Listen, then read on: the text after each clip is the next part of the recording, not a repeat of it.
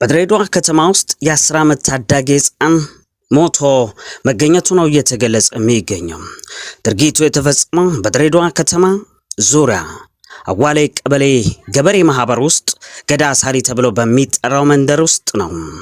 ከንጋቱ 12 ሰዓት አካባቢ ይህ የ10 ዓመት ታዳጊ ሞቶ መገኘቱን የድሬዳዋ ፖሊስ ገልጿል። በአካባቢው ሞቶ የተገኘው ይህ 10 ዓመት ታዳጊ ሕፃን ገመድ አብደላ የተባለ ሲሆን እሁድ ዕለት ጀምሮ መጥፋቱን ቤተሰቦቹ ለፖሊስ ማመልከታቸው ነው የተገለጸው።